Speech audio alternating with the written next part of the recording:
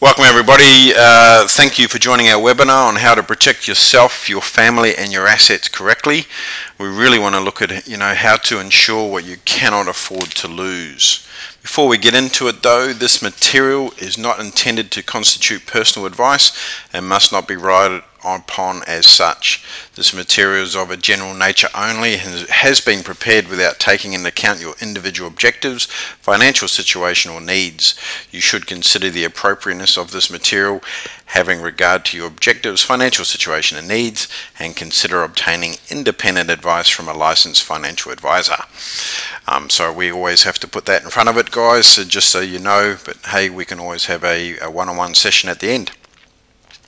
So let's have a look. Have you got a plan? It's an unpleasant thought, but stats say that it can happen to you. Do you have a financial plan for some of life's surprises? And do you insure your assets? We don't always like to think about the what-ifs in life, but we all know someone who has been affected by illness or injury.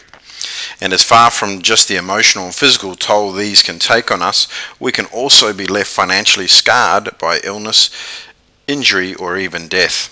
Life can throw all sorts of surprises at us, both good and bad, and we need to be financially prepared for them. The Institute of Financial Services Australia recently found that only 4% of Australian families with dependents have enough life cover to sustain their family's lifestyle if either parent were to die. That's unbelievable. It's only 4% of us are actually, insured for the right amount. And what about our other assets? What would you consider to be your most important asset? Me personally, I think, we look at your assets. It includes more than just your home and contents. Your life and your ability to produce an income is the most important, I believe, asset that you can have. So let's look at how important a lifetime of your income is to you and your family. Over the next slide, it'll actually illustrate the value of your income over 20 years. The table takes into consideration CPI increases and pay increases over that time. So even, and this is what I think is quite important, and I'm just going to go into here, the actual, even on $30,000 a year, you're still going to have the ability to create $1 million worth of income. And what are we going to do with that down the track? If you're on more, it's even bigger, $3.6 million. It won't happen to me is what we hear quite often. It's easy to dismiss illness and injury with the it won't happen to me. It's famous last words. But everyone knows a family who has been impacted by unfortunate circumstances. Having or not having insurances impact everyday families in real terms. Families who need to pay the bills when a child is unwell, families who need to restructure their finances when one parent dies, families who risk losing a business when the owner is ill. Insurance acts as a safety net should the unthinkable happen, and it's not expensive as people think. In fact, it's too expensive not to have insurance. Let's have a look at the stats, and this is probably one of the slides that even when I was doing the research for this, it surprised me the most. 1 in 3 men and 1 in 4 women will suffer from cancer before the age of 75. An Australian dies every 10 minutes from cardiovascular disease. A 40-year-old male has a 1 in 2 chances of having a coronary heart attack in their life. Working Australians have a 1 in 3 chance of becoming disabled for more than 3 months before turning 65. Now I'm 39 and I'm about to hit 40, guys, and that actually, so there's a 50-50 chance of me having a heart attack. In 2004, over 1,500 people were killed in motor vehicle accidents in Australia. Injury is the leading cause of death among people who are under 45 years of age. Nearly 1 in 10 men will develop prostate cancer during their lifetime. Each year, around 10,000 Australian men are diagnosed with prostate cancer and 2,500 die from it. To me, that is just absolutely incredible. So let's have a look at some of the myth busters. I'm young and healthy, I don't need insurance. Being young and healthy doesn't protect you from illness or injury. Like we said, injury is the leading cause of death among people under 45 years of age. Insurance is too expensive. Insurance is far cheaper than most people think and can often cost from as little as $1 per day. But if you want to put a dollar value on your health, think about the costs involved when you don't have insurances. A cancer patient on average is admitted to hospital 5 times, uses outpatient and A&E services 21 times, visits a GP 26 times, uses medical services outside hospital 36 times, and has 14 prescriptions filled. That to me is absolutely scary. A year's supply of some cancer drugs can cost up to $60,000 a year. Another myth is, hey, workers' compensation will cover me. Workers' compensation replaces your income if you suffer an illness or injury that is workplace related, and rules vary from state to state. Workers' compensation may not pay if the insurer believes that you can work partially in your previous capacity, and will pay a maximum of $200,000 for pain and suffering. And the chances of sustaining a workplace-related injury as opposed to an injury that would not be covered by workers' comp, the Institute of Actuaries say only 31% of injuries are sustained at work. Other mythbusters, hey, I have insurance in my super fund. I have private health insurance. Or hey, no dramas, Centrelink will cover me. Group insurances, though a great benefit offered by your employer, can leave you with protection gaps. Group insurance is generally based on your salary and not how many financial dependents you have or your debts. Check that your sum insured is enough. You need a personal assessment of your protection needs, but often it is a matter of simply topping up your group insurance with some personal insurances. Hey, private health insurance can also leave you with protection gaps and should be used as a complementary product to term life, TPD, trauma, and income protection insurance. While your private health insurance may cover you immediately medical expenses associated with being ill or injured, life insurance protects your lifestyle from being disrupted. Private health insurance also may not cover all medicines needed, like some cancer treatments. So what about the government support? Too many people rely on the idea of disability pension for total support when a tragedy occurs.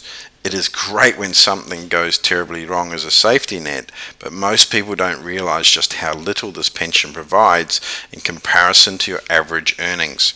The average gross fortnightly earnings is $2,071, whereas the pension only provides $499.70. Is that enough to maintain your lifestyle, support your family, and fund your treatment and care? I don't think so. So let's have a look. How much is enough? So you need insurance, but how much is enough? And which products are right for you? Let's have a look at them. There's term life, and we're going to cover these in much more detail. There's term life, there's total TPD, which is total and permanent disablement. We have trauma, we have children's trauma, income protection, and business expense insurance. But everyone should take the time to work with an advisor on a tailored, comprehensive risk management plan, working out how much insurance is enough to keep your family financially secure is potentially very different from working out someone else's. But I'd like to give you a quick snapshot of the insurance solutions available and a guide to help you start thinking about the types of variables that determine how much is enough insurance for you. Let's have a look at some of the insurance products in detail. So let's have a look. What is term life? It's commonly known as life insurance, and it covers the exact opposite. It covers you when you die. So term life insurance provides a lump sum payment on your death or diagnosis of a terminal illness. Look for the features and benefits, and there are optionals or what's included. So we need to have a look at what we're looking for. Some insurance companies offer features with their term life insurance products, including funeral advancement and grief support services. Funeral advancement will pay you an advance portion, often about $10,000 depending on the insurer, of the sum insured to cover immediate costs of a funeral. Grief support services are also a great initiative from insurers because it's not all about the money. Insurers with this benefit will pay for confidential grief counselling at an independent organisation. That to me is pretty cool. So let's have a look how we calculate the sums around. We look at ongoing income for dependents, we look at any debts and any additional expenses. So how much would your kids and spouse need a year to cover costs and maintain their lifestyle? And how many years would they need this to go on for? So really what I look about with life insurance is it's all about the children, you know, or at least working out as a minimum what your spouse can afford without you being around. That's how I sort of look at it. So it's not always the case of, you know, look, you need to insure yourself absolutely everything. We should also take into account the assets that could be converted to cash on death, like your super, any investments, shares, property, etc., etc. So what is total and permanent disability insurance, or TPD? It provides a lump sum if you suffer any illness or injury that leaves you totally and permanently disabled. So the definition of totally and permanently disabled does vary from company to company, but it's pretty much unlikely to ever work in your own or any occupation again, permanently unable to perform activities of daily living, loss of use of limbs or sight, and suffer significant cognitive impairment. So how much TPD is enough? Same thing, we've got to calculate the sum and insured and look at the ongoing income you will require if you're totally and permanently disabled. Check out any debts that you have, any additional expenses. I mean, I must admit one of the most, the scariest thoughts for me is going blind, and I know that, you know, they're getting very close to having bionic eyes these days, and, you know, with the bionic eyes, you know, it's going to cost probably $100,000 or more. So at least I know if I have TPD, I'll be able to afford to get those new eyes, so to speak. You know, even legs, the advancement of, you know, limb replacement these days are absolutely amazing, but they cost a lot of money. So it's worth having a look at. So if you are disabled, you will need to consider other costs such as medical expenses, cost of a carer, lifestyle, and home modification costs. Okay. We also take into account assets that could be converted to cash, things like your investments, properties, and shares. So what's trauma insurance? It provides you with a lump sum payment on the diagnosis or on the occurrence of one of the listed serious medical conditions. Each company really maintains their own list of conditions, but most of them include heart attack, cancers, and strokes. Okay, and trauma insurance is designed to provide you with money when you need it most. You can use the money how you choose. For example, to cover medical costs and treatments or reduce debt. Some people choose to make a permanent lifestyle change, such as reducing their work hours so they can spend more time with family. Okay, and medical definitions vary between insurance companies, so make sure do your research and seek assistance from an advisor when choosing a policy. What one company defines as a severe burn may not be considered severe enough by others. So how much trauma insurance is enough? Calculate a sum, again, ongoing income that you'll be required if you're unwell for an extended period of time, any debts, any other additional expenses. So work out, you know, your debts. Maybe we reduce some debts like the mortgage loans, credit cards, but you also need to consider other costs such as medical expenses, lifestyle and home modification costs. We also take into account the assets that could be converted to cash, like investments and shares. So what is children's trauma? It provides you, your child, with a lump sum payment on the diagnosis or occurrence of one of the listed serious medical conditions. Again, generally covers stroke or cancer. So things like leukemia would really help, you know, having some like that. And it's attached to your actual insurance policy, and it's fairly new, and it's often has a maximum sum insured of around $50,000, but there is one insurer offers up to $200,000. It's it's one of those things. Look, I'm a parent and I don't like to think of what would happen if my kids, something happened to them, but I do like the fact knowing that I'm actually covered and I can give them the best medical treatment if something did go wrong. So how much children's trauma is enough? Again, calculate the sum insured around ongoing income required, lump sum for expenses such as accommodation, home modification, and remember that an unwell child often means loss of income for a parent. So what is income protection? A monthly payment for while you are unable to produce an income as a result of illness or injury. It replaces your regular income, covers up to 75% of your income.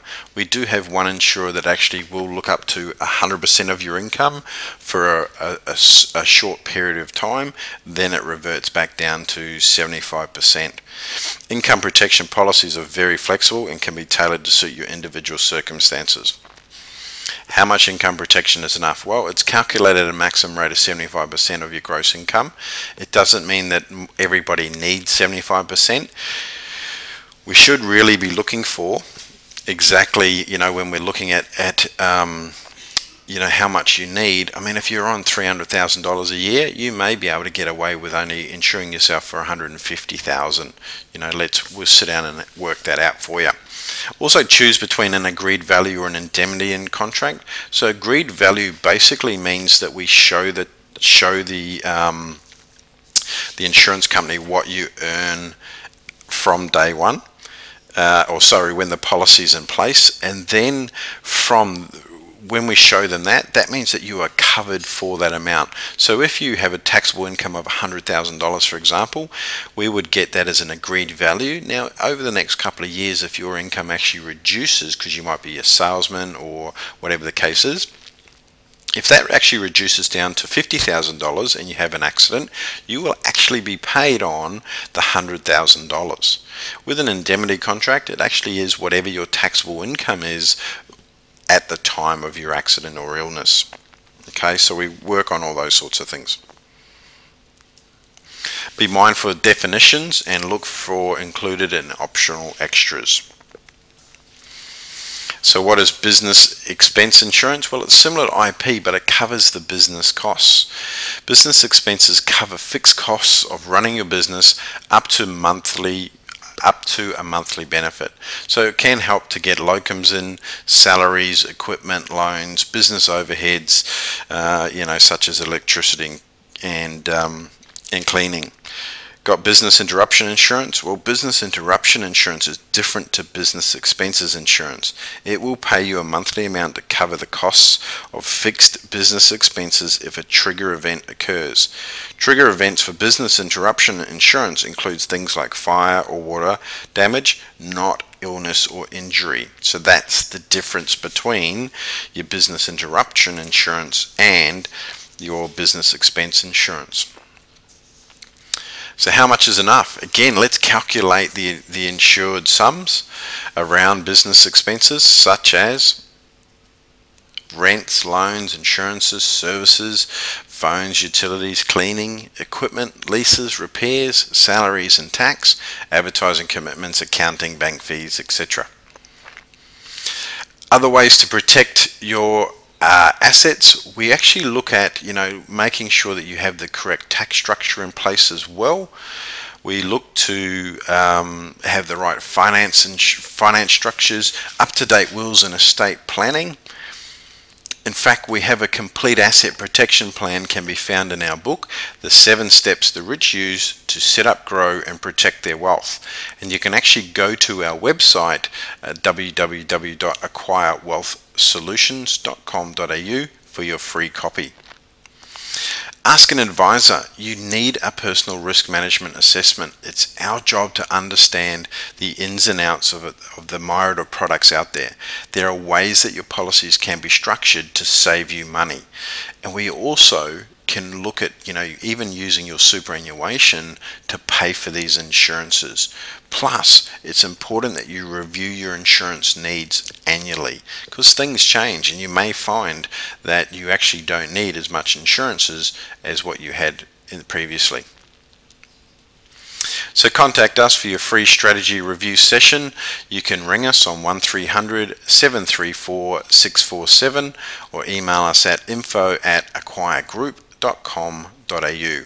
I hope you found that presentation useful, and we've got some questions coming through, I can see, through the webinar, and so what we'll do is we'll actually put those together and we'll actually send them out so that we can answer those questions, so you know exactly what we're on about. Thank you for your time again. My name is Mark Robinson, and we'll look forward to our next webinar coming up shortly. Bye for now.